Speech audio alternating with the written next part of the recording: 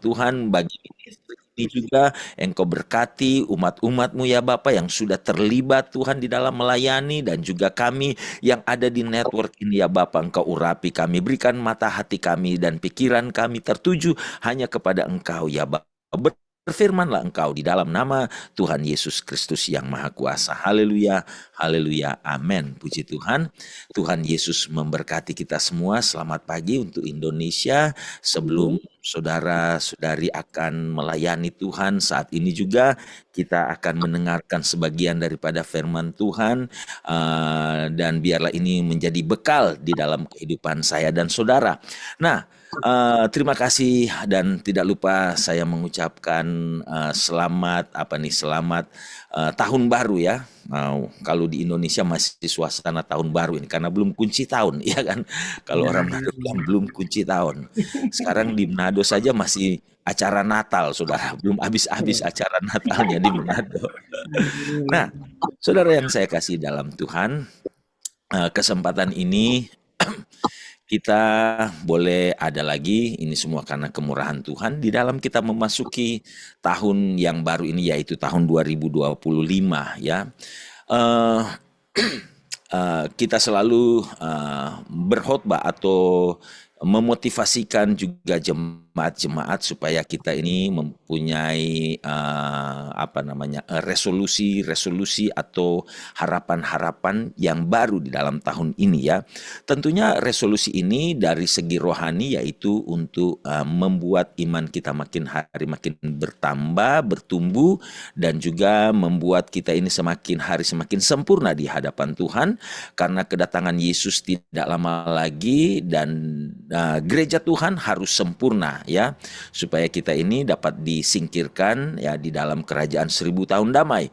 Nah, kita saat ini ada di dalam firman Tuhan. Saya akan mengangkat kita di dalam kitab Amsal ya.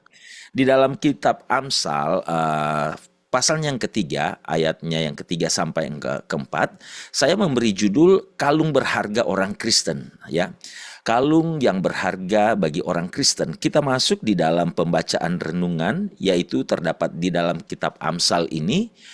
Di dalam ayat yang ketiga, di pasal yang ketiga sampai ayat yang keempat, firman Tuhan berkata bahwa janganlah kiranya kasih dan setia meninggalkan engkau, kalungkanlah itu pada lehermu, ya, tuliskanlah itu pada loh hatimu.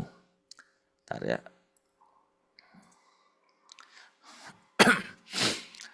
Ayat yang keempat, maka engkau akan mendapatkan kasih dan penghargaan dalam pandangan Allah serta manusia.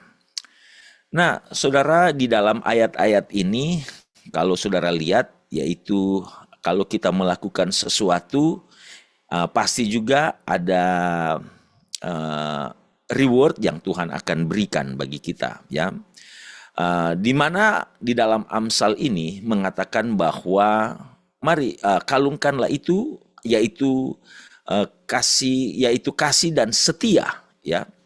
Hendaklah itu tidak meninggalkan kita, dan kalungkan itu pada lehermu, tuliskanlah itu pada loh hatimu, maka engkau akan mendapatkan kasih dan penghargaan dalam pandangan Allah serta manusia. Nah, saudara, kalau kita berbicara tentang perhiasan ya, tentunya ini adalah pada umumnya para wanita ya.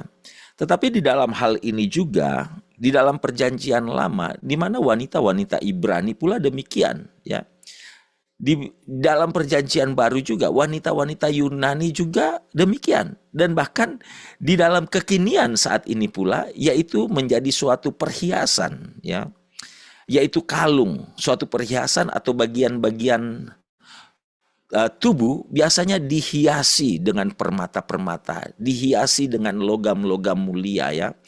Salah satu hiasan yang biasa selalu dipakai, dan hiasan itu kita bawa dimanapun kita berada ya.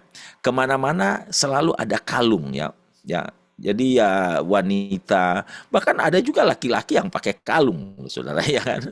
Saya juga dulu pakai kalung, saudara, pakai kalung salib ya kan, perhiasan emas. Nah, Dan itu kita banggakan itu ya, kita banggakan itu. Dan juga di sini dikatakan kalung bukan hanya sebagai perhiasan, tetapi kalung juga kadangkala itu sebagai penghargaan ya. Kalau saudara ikut suatu perlombaan-perlombaan ya, baik perlombaan sport juga atau merupakan perlombaan-perlombaan eh, paduan suara. Nah, itu biasanya juga kita diberikan suatu medali atau dikalungkan dengan suatu medali. Nah, ini adalah merupakan suatu penghargaan. Dan penghargaan itu kalau dari segi lahiriah itu dipandang dipandang oleh banyak orang gitu ya. Dipandang oleh banyak orang. Tetapi dalam hal ini kita membawa kepada suatu kalung yang berharga, yaitu yang dipandang di mata Allah saat ini ya. Dari sekian banyak wanita yang memiliki cita rasa terhadap barang berharga, tetapi hanya sedikit yang yang dapat mengkalungkan itu ya. Coba saudara, wanita-wanita saat ini. Nah, siapa yang pakai kalung imitasi, saudara? Ya, mungkin tidak, saudara, mungkin tidak, ya, mungkin tidak. Atau aksesoris-aksesoris yang imitasi, ya, mungkin tidak, saudara, karena tidak berguna. Apa gunanya kita memakai yang imitasi, gitu ya? Nah, di dalam kitab Amsal ini adalah salah satu dari Alkitab, ya, atau syair dari Ibrani yang ditulis untuk maksud yaitu untuk mendidik ya, mendidik orang percaya di sini. Ya, ditulis oleh Raja Salomo ya, yaitu untuk mendidik daripada orang percaya ya. Bukan hanya sebagai orang Ibrani saja, tetapi kepada orang percaya. Nah, kita bisa baca di dalam ayat-ayat sebelumnya, yaitu ini untuk ditujukan kepada bapak, kepada ibu, kepada anak-anak di dalam suatu kebenaran. Nah, saudara, kita lihat lagi selanjutnya di sini ya, di dalam pandangan-pandangan ya di dalam Alkitab, di dalam 1 Petrus 3 ayat 3 sampai yang keempat ya. Di sini dikatakan menurut pendapat daripada di dalam penulis perjanjian baru, apa itu yang disebut perhiasan wanita di dalam perjanjian baru ya. Ini adalah at least ya, atau minimal sama dengan apa yang biasa dilakukan oleh para wanita di dalam perjanjian lama. Perhiasan itu lebih didominasi oleh hiasan jasmani ya. Oleh hiasan-hiasan jasmani. Mari kita bandingkan di dalam ayat 1 Petrus 3 ayat 3 sampai 4. Di sini dikatakan bahwa perhiasanmu janganlah secara lahiriah ya, yaitu dengan mengepang-ngepang rambut, memakai perhiasan emas, atau dengan menggunakan pakaian yang indah-indah. Ayat yang keempat, tetapi perhiasanmu ialah perhiasan batinia yang tersembunyi dengan perhiasan yang tidak binasa, yang berasal dari roh, yang lemah lembut dan tentram, yang sangat berharga di mata Allah. Nah, ternyata saudara ya, kalau perhiasan lahiriah itu perhiasan-perhiasan yang hanya dapat dipandang dari segi lahiriah oleh manusia. Ya, tetapi di dalam Alkitab ini menganjurkan kita, tetapi biarlah perhiasan-perhiasan yang dimaksudkan dari Allah, ya, ialah manusia batinia kita, saudara ya, yang tersembunyi dengan perhiasan yang tidak binasa, ya, tersembunyi dengan perhiasan yang tidak binasa, yang berasal dari roh, yang lemah lembut dan tentram, ya, yang sangat berharga di mata Allah, ya. Ternyata ada perhiasan yang berharga di mata Allah ya, yang tidak dikelihatan oleh mata jasmani atau mata manusiawi, saudara ya. Tetapi itu adalah mungkin yang tersembunyi di dalam kehidupan kita. Nah, kita akan lihat di sini, yaitu kalau di dalam Alkitab ini kita lihat di dalam selanjutnya contoh-contoh di dalam Alkitab, saudara, yaitu di dalam 1 Samuel. 1 Samuel pasalnya yang kedua, ayatnya yang ke-26. Di situ dikatakan bahwa di sini dua contoh ya. Dua contoh di dalam Alkitab yang menghasilkan reputasi ya. Di mana Alkitab atau kita sebagai orang Kristen, hendaklah setiap orang Kristen ini kita menghiasi diri kita dengan perhiasan-perhiasan rohani yang jauh lebih berharga dari perhiasan lahiria atau jasmani. Di dalam dua contoh ini kalau kita bisa lihat, yaitu satu, yaitu Samuel, saudara ya. Di dalam Alkitab ini berkata bahwa 1 Samuel 2 ayat 26, Samuel yang muda itu, ya, dia semakin besar dan semakin disukai, baik di hadapan Tuhan maupun di hadapan manusia. Nah, itu terdapat di dalam perjanjian lama. Di dalam perjanjian baru juga, di dalam Lukas pasalnya yang kedua, ayat yang ke-52, di situ berkata, dan Yesus semakin bertambah besar. Ini Yesus semakin bertambah besar dan semakin bertambah hikmatnya, dan besarnya, dan makin dikasihi oleh Allah dan manusia. Di sini ada Samuel, saudara ya, di dalam kitab perjanjian yang lama, ya. Dan di dalam kitab perjanjian yang baru, yaitu Yesus, saudara ya. Yesus. Nah, di dalam kekinian saat ini kita hidup di dalam apa? Di dalam gereja, di dalam tubuh Kristus. Tubuh Kristus itu adalah gereja, yaitu saya dan saudara, yaitu orang-orang yang percaya. Nah, hendaklah ini juga menjadi perhiasan saya dan saudara. Bisa katakan amin, saudara. Biarlah itu boleh menjadi perhiasan saya dan saudara. Bukan hanya perhiasan kepada Samuel, ya. Dan juga ini bukan hanya sebagai perhiasan daripada Yesus, tetapi ini adalah perhiasan gereja Tuhan, saudara ya. Yaitu saya dan saudara, ya. Karena kita ini adalah tubuh Kristus, ya. Nah, biarlah perhiasan rohani ini, ya, seperti apa yang harus dikalungkan di dalam leher rohani setiap orang yang percaya. Perhiasan-perhiasan yang harus kita kalungkan di dalam leher kita setiap saat, saudara ya.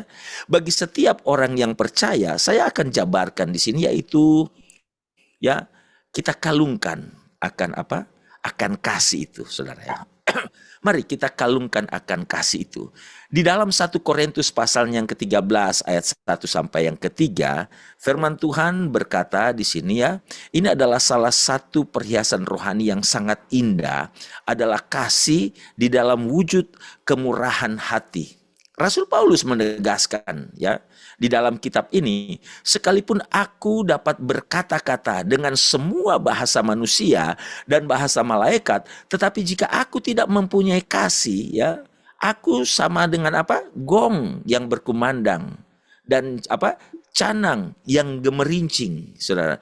Sekalipun aku mempunyai karunia untuk bernubuat dan aku mengetahui segala rahasia, ya, dan memiliki seluruh pengetahuan, dan sekalipun aku memiliki iman yang sempurna untuk memindahkan gunung, tetapi jika aku tidak mempunyai kasih, aku sama sekali tidak berguna. Ayat yang ketiga, dan sekalipun aku membagi-bagikan segala sesuatu yang ada padaku, bahkan menyerahkan tubuhku untuk dibakar, tetapi aku tidak mempunyai kasih, ya, sedikit pun tidak ada faedahnya bagiku. Nah, di dalam firman Tuhan ini ya, walaupun kita memiliki pengetahuan yang tinggi ya, sampai kita bisa berbahasa malaikat, bahasa roh, saudara ya, tetapi tanpa ada kasih. Kasih adalah salah satu daripada kemurahan hati. Alkitab berkata bahwa semuanya sama saja dengan apa? Gong yang berkumandang, ya, dan canang yang gemerincing, ya. Sekalipun kita juga memiliki karunia iman yang sempurna, ya, sekalipun kita dapat melakukan mujizat-mujizat, tetapi tanpa ada kasih, ya, atau kemurahan hati, maka segala sesuatu itu sama sekali apa? Tidak berguna, Alkitab katakan. Walaupun juga kita memiliki kemampuan untuk berkorban, saudara ya, melakukan pekerjaan-pekerjaan Tuhan, ya. Bahkan di sini katakan ya, berkorban, menyerahkan hidup kita. Di sini Alkitab katakan menyerahkan kita ya, untuk tubuh kita ini dibakar, saudara ya. Mati syahid sekalipun. Tetapi tanpa ada kasih, semua itu tidak berfaedah sekalipun, ya. Tidak berfaedah, yang tidak berguna, ya, dan itu bagaikan gong yang berbunyi nyaring, saudara. Tidak ada isi apa-apa. Nah, ini adalah salah satu, mari mengajak saya dan saudara, kasih itu adalah yang terutama. Ingat firman Tuhan berkata di dalam kitab Wahyu, ya, kepada salah satu gereja, ya. Ya, di situ dikatakan bahwa hendaklah kita tidak meninggalkan kasih mula-mula kita. Amin, saudara. Kasih mula-mula itu adalah yang terpenting. Kasih itu adalah yang terpenting di dalam segala apapun yang kita kerjakan. Iman, pengharapan, dan kasih. Ya, yang terbesar dari semuanya itu adalah apa, saudara? Ya, itu kasih. Ya. Nah, biarlah ini yang dapat kita kalungkan, perhiasan kita yang dapat kita kalungkan, bukan hanya untuk Tuhan, saudara, tetapi juga di sini katakan supaya kita ini boleh menjadi saksi di hadapan Tuhan. Nah, seterusnya ya, yaitu berkalungkan kesetiaan. Yang berikut yaitu berkalungkan kesetiaan, iman atau kesetiaan yang penuh, faithfulness, saudara ya. Faithfulness. Nah, di dalam Alkitab, di dalam Amplify versi ya, disebut adalah kesetiaan, faithfulness atau iman atau kesetiaan yang penuh. Ya, saya dapat menjabarkan di sini yang dapat memperluas ya akan pemikiran saya dan saudara di dalam dua, yaitu di dalam karakter ini, saudara ya, yaitu di dalam karakter, saudara, yaitu di dalam karakter. Nah, kita lihat di dalam karakter ya atau karakteristik ya orang percaya, karakteristik orang yang percaya, karakteristik orang-orang yang percaya atau orang-orang yang kudus di sini. Nah, saudara, kita baca di dalam kitab Efesus pasalnya yang pertama. Nah, kita lihat orang-orang yang percaya itu ya, kriteria daripada orang-orang yang percaya itu siapa, saudara ya? Di dalam Paulus di sini, dari Paulus ya kepada jemaat yang berada di Efesus, Paulus berkata bahwa di dalam 1 Efesus ayat yang pertama, dari Paulus, Rasul Kristus Yesus, oleh kehendak Allah kepada orang-orang kudus di Efesus ya. Orang-orang yang percaya di dalam Kristus Yesus. Nah, dan juga kalau kita lihat di sini, saudara, ini adalah salah satu contoh di dalam karakter, ya, karakteristik daripada orang percaya, yaitu hidup di dalam kekudusan, saudara ya, yaitu hidup di dalam kekudusan. Nah, kebanyakan sih kalau kita di zaman baby boom, saudara ya. Itu di tahun-tahun 60-an, 70-an ya, 60-an, 70-an. Nah, kebanyakan kita mendengarkan suatu khotbah-khotbah yaitu mengenai kekudusan, saudara ya. Mengenai kekudusan dan khotbah-khotbah, di samping kekudusan ada juga khotbah-khotbah salib, saudara ya. Tetapi sekarang kalau kita lihat kan kebanyakan ada iman, pengharapan, dan kasih. Itu bagus, saudara. Iman, pengharapan, dan kasih. Itu kan menjadi suatu pokok-pokok khotbah saat ini. Tetapi kalau banyak juga gereja-gereja yang sampai saat ini hanya menjanjikan yaitu apa? Prosperity ya, atau berkat jasmani. Kalau kita berbuat ini, kita akan mendapatkan ini. Kalau kita berbuat ini, kita akan mendapatkan ini. Nah, yang benefit-benefit yang umumnya ya, yang dijanjikan oleh gereja, yaitu benefit-benefit yang hanya bersifat lahiriah, saudara ya. Dapat mobil, dapat rumah, dapat perhiasan, dapat promosi, ya kan? Itu sesuatu yang lahiriah. Sedangkan Alkitab katakan di sini bahwa perhiasan-perhiasan yang dimaksud di dalam Tuhan ini adalah perhiasan-perhiasan yang tidak kelihatan oleh manusia, tapi yang kelihatan di mata Tuhan, saudara ya. Hendaklah itu kita kalungkan di dalam kehidupan kita. Dan biarlah kita ini sebagai apa? Sebagai firman yang tertulis, saudara ya, yaitu kehidupan kita, karakter kita. Dan di sini dikatakan bahwa Paulus mengatakan kepada jemaat yang ada di Efesus, yaitu jemaat orang-orang yang kudus, karakteristik orang Kristen yang memiliki kekudusan. Nah, apa itu arti kekudusan? Kekudusan itu adalah yang dipisahkan, saudara ya. Yang dipisahkan. Saya selalu ingat orang tua saya katakan selalu, saudara, waktu saya masih kecil, kalau orang lain ya, kamu tidak, saudara ya. Kalau orang lain ya, kamu tidak, saudara. Kalau orang lain bisa masuk bioskop, kamu nggak bisa, saudara. Kalau orang lain masuk di bar, kamu nggak bisa. Kalau orang lain bisa buat ini, kamu nggak bisa. Nah, saudara, itu Terus terang ya saudara ya, kadangkala kita ini harus apa? Saya berlawanan, saudara, berlawanan dengan filosofi-filosofi atau berlawanan dengan apa yang dikatakan orang tua. Tetapi, saudara, saya bersyukur dan berterima kasih kepada orang tua karena mereka sudah ajarkan waktu masa kecil dan akhirnya kita bisa apa? Mengimplikasikan di dalam kehidupan kita waktu kita mengenal Tuhan, saudara. Ternyata betul apa yang dikatakan oleh orang tua. Nah, disinilah kita lihat yaitu karakteristik yang pertama, yaitu hendaklah kita ini bukan saja sebagai orang Kristen, tetapi orang-orang yang mempunyai karakter yang kudus, saudara ya, menjalankan kekudusan yang dimaksud daripada Tuhan. Nah, kita lihat di dalam ayat selanjutnya juga yang berada di dalam kitab Kolose pasal yang pertama, ayat yang kedua, di situ katakan kepada saudara-saudara yang kudus yang percaya di dalam Kristus di Kolose. Jemaat di Efesus dan jemaat di Kolose juga adalah jemaat orang-orang percaya, yaitu dengan mempunyai karakter-karakter yang kudus, saudara ya. Kasih karunia dan nama sejahtera Allah Bapa kita menyertai engkau, yaitu gereja Tuhan, yaitu harus memiliki akan kekudusan, menjalankan akan apa? Menjalankan akan pemisahan-pemisahan, saudara ya. Pemisahan-pemisahan. Nah, saudara, firman Tuhan itu, iman timbul dari pendengaran. Pendengarkan akan apa? Firman Tuhan. Iman timbul dari pendengaran dan pendengaran akan firman Tuhan. Setiap hari, mari kita, saya mendorong supaya kita membaca akan kebenaran firman Tuhan, saudara. Mau mengerti atau tidak, yang penting lakukan dulu, saudara ya. Yang penting lakukan dulu. Mengerti atau tidak, yang penting lakukan dulu. Kalau saudara belajar keyboard atau belajar piano, saudara ya, kita selalu mau supaya langsung jadi satu lagu, iya kan? Ternyata enggak, saudara ya. Kalau saudara guru kita atau coach kita atau instruktur kita yang mengajar piano selalu dimulai dengan dasar-dasar. Dasar itu apa? Jari dulu.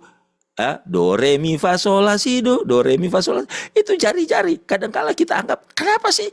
Emang kita bego?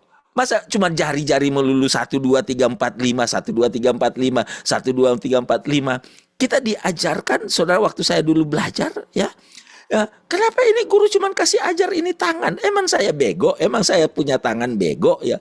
Selama 1 minggu saya masuk di kelas, saudara ya, cuman ini doang yang diajarkan. Ternyata, saudara ya, itu mental kita dulu bagaimana, mau nggak kita duduk di situ 1 jam ya untuk mengerjakan ini. Jangan dulu kita mau, kalau saya ikut 2 hari, 3 bulan, saya sudah bisa menguasai semuanya. Enggak, saudara. Mau enggak kita ini, dasar ini dulu? Mau enggak, saudara ya?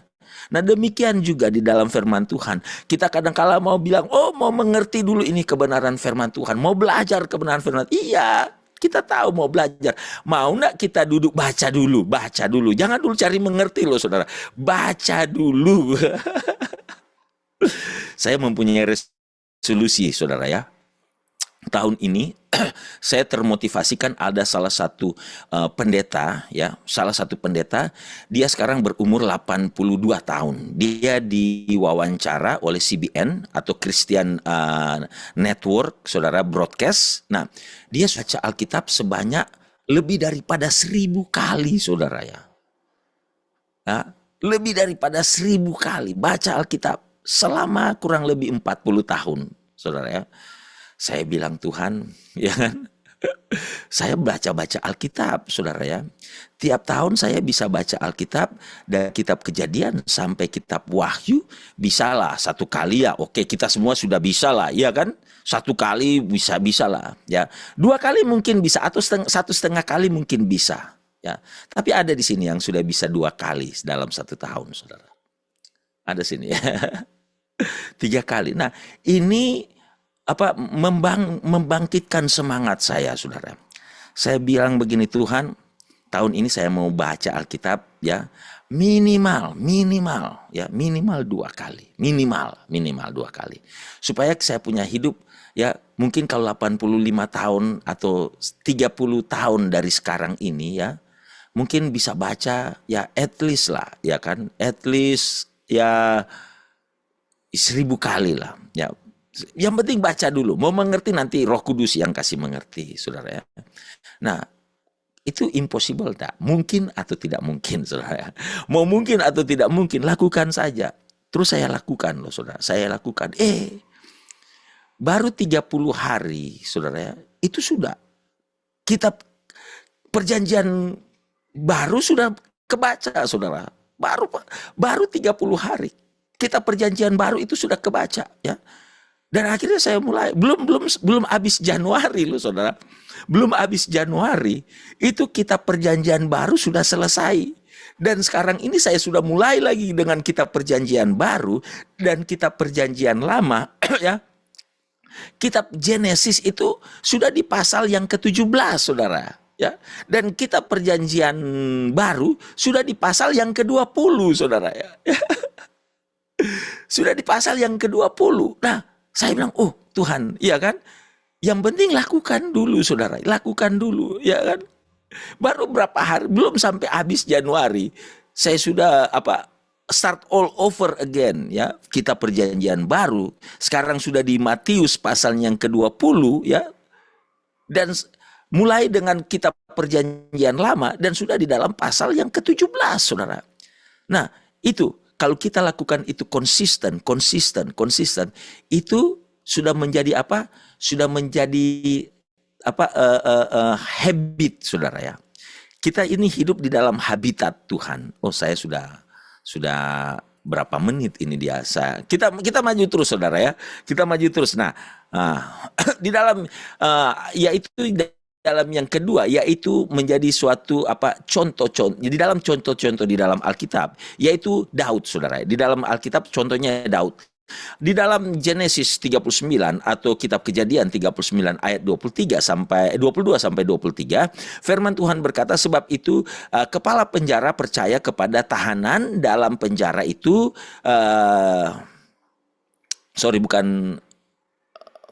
Yosef, maksud saya Yosef, bukan Daud, Yosef ya. Sebab kepala penjara itu percaya kepada tahanan dalam penjara itu kepada Yusuf ya, dan segala pekerjaan yang harus dilakukan di situ dialah yang mengurusnya. Ya. Dan kepala penjara tidak mencampuri segala yang dipercayakan kepada Yusuf karena Tuhan menyertai dia, dan apa yang dikerjakan dibuatnya Tuhan berhasil. Saudara tahu ya. Yusuf ini berada di penjara, saudara. Penjara itu adalah tempat orang-orang yang kriminal. Tetapi Yusuf ini bukan orang yang kriminal, tetapi dijadikan kriminal. Tetapi apa yang diperbuat oleh Yusuf? Yusuf bekerja dan Yusuf melakukan segala sesuatu yang baik, saudara ya. Dan Yusuf melakukan segala sesuatu karakter daripada orang-orang percaya, yaitu salah satu karakter orang percaya yaitu dipisahkan atau hidup di dalam kudus dan percaya kepada Tuhan. Dan Tuhan menyertai dia dan dikatakan apa saja yang dikerjakannya dibuat berhasil. Saudara, situasi dan kondisi dan tempat itu tidak akan menjamin saudara dan saya berhasil, ya kan? Nah, situasi daripada Yusuf ya dan tempat daripada Yusuf tidak dapat terdorong, tidak dapat di situ dikatakan tempat Yusuf itu tidak mendorong, tidak menjamin saudara untuk dia berhasil. Tetapi Alkitab katakan apa saja yang diperbuatnya berhasil, sehingga kepala penjara itu mempercayakan semuanya itu tahanan-tahanan di penjara. Dan yang memanage di dalam penjara ya, yaitu kepada Yusuf, saudara, ya kan? Nah, kita lanjut lagi yang kedua, contoh yang kedua, yaitu Daud. Ya.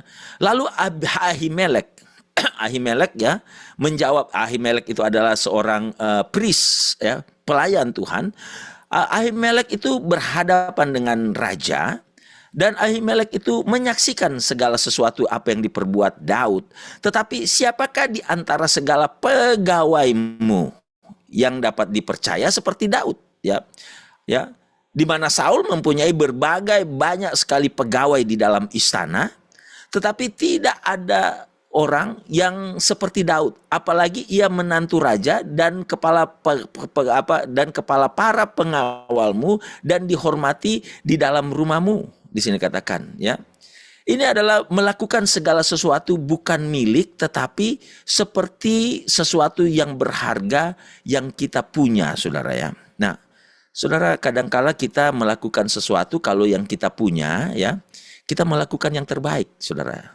Kalau misalkan kan saudara pergi suatu tempat, saudara rental mobil, saudara ya.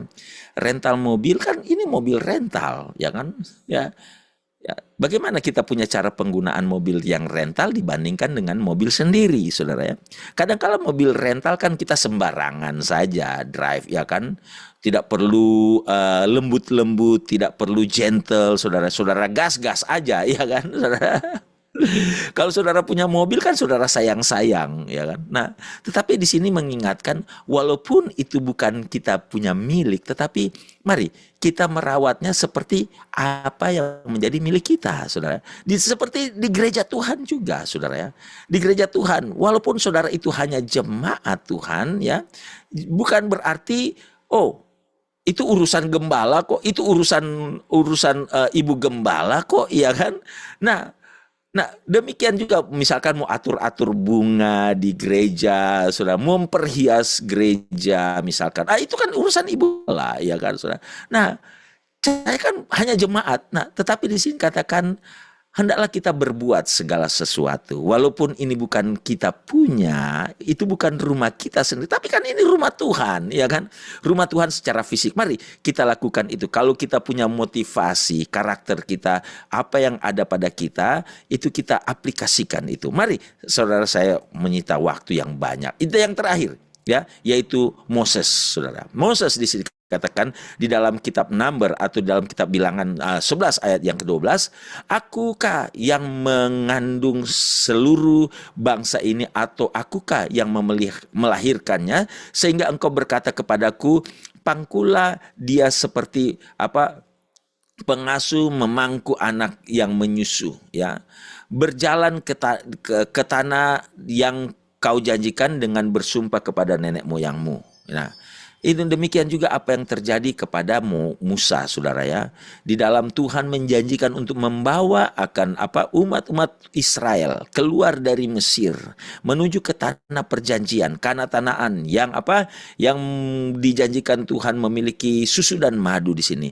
Dan Moses melakukan itu dengan segenap hatinya. Nah, di sini mari kita lihat, saudara ya, apa yang harus kita pamerkan, apa yang harus kita kalungkan sebagai perhiasan kita, yaitu kita ini sebagai servant of God, kita ini sebagai hamba Tuhan. Siapakah hamba yang setia dan bijaksana yang diangkat oleh tuannya atas orang-orang untuk memberikan mereka makanan pada waktunya, yaitu di sini yaitu kita yang mendeclaring, ya, the word of God. Kita yang mengabarkan akan kabar kesukaan, kabar baik. Kita yang mengabarkan kesukaan, yaitu, dan juga di sini ada beberapa, yaitu the care of dedication thing, ya, yaitu kita ini yang memelihara dan juga yang mendedikasikan kita kepada Tuhan, ya. Itu saja, saudara ya, yang dapat kita bisa lihat pada pagi hari ini. Dan saya tutup dengan kitab Filipi 2 ayat yang ke-12, yaitu, hai saudara-saudaraku yang kekasih, kamu senantiasa taat, karena itu tetaplah kerjakan keselamatanmu dengan takut dan gentar. Bukan saja seperti waktu aku masih hadir, tetapi terlebih pula sekarang waktu aku tidak hadir. Nah, itu kepada jemaat yang berada di Filipi, di mana Paulus berkata, hendaklah kita ini setia, rajin melakukan apa yang menjadi kehendak Tuhan, yaitu kita ini bagaikan perhiasan Tuhan, kita kalungkan itu di dalam leher kita, dan biarlah firman Tuhan pada pagi hari ini dapat memberkati saya dan saudara. Puji nama Tuhan, saya serahkan kepada penanggung jawab. Terima kasih, Tuhan Yesus memberkati kita semua. Tutup dengan doa dulu, Pak semua. Ya. Mari kita akan satu di dalam doa. Bapa di surga, ucapan syukur kami limpahkan di hadapan-Mu atas kasih setiamu ya Bapa yang tidak pernah berkesudahan. Engkau sudah membawa kami di network ini ya Bapa untuk melayani lewat kebenaran firman Tuhan. Kami juga berdoa bagi ministry Power of Love ini ya Bapa, Tuhan selalu pakai mereka dengan kuasa Roh Kudus-Mu menjadi saluran berkat bagi banyak orang, menyampaikan kabar baik ya Bapa, dan juga menjadi saluran berkat, ada kemuliaan Tuhan dinyatakan, banyak jiwa-jiwa dapat diberkati dan diselamatkan ya Bapa. Sekali lagi ada kekuatan kesehatan di dalam melakukan segala sesuatu pada hari Minggu ini ya Bapa, di dalam melayani. Dalam nama Tuhan Yesus kami berdoa dan bersyukur. Haleluya. Amin.